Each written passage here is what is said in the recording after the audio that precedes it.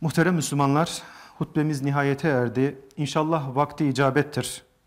Bu vesileyle namaza geçmeden önce deprem felaketine maruz kalan ülkemize ve milletimize dua etmek istiyoruz. Namazdan sonra da depremde vefat eden kardeşlerimiz için gıyabi cenaze namazı kılacağız inşallah. Buyurun.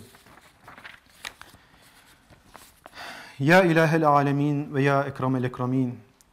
Yakın zamanda ülkemiz çok şiddetli bir depremle sarsıldı.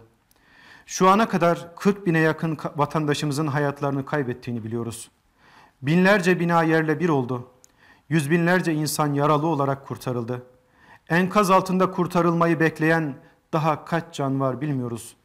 Şahit olduğumuz tablo içimize bir kor gibi düştü. Yüreklerimizi dağladı.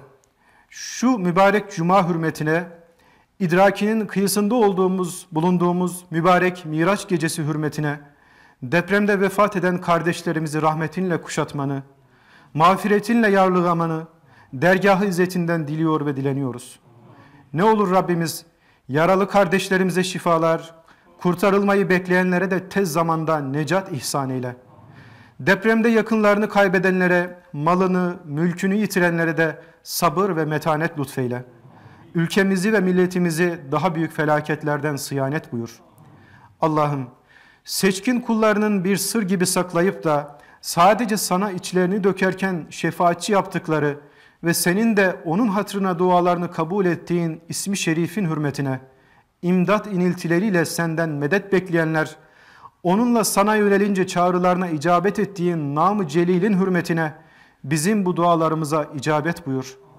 Bizi senden bir imtihan vesilesi olarak gelen her türlü sıkıntı ve zorluklara karşı sabırlı, hakkımızda verdiğin hükümlere razı, takdir buyurduğun nimetlere kanaat edip şükürle mukabelede bulunan ve seni bilip seni tanıyan, emaneti emin ve sana vuslat için can atan kullarından eyle. Amin. Ve sallallahu ala seyyidina Muhammedin ve ala alihi ve sahbihi ecma'in. Allahu Ekber. Esselamu aleyküm ve rahmetullah.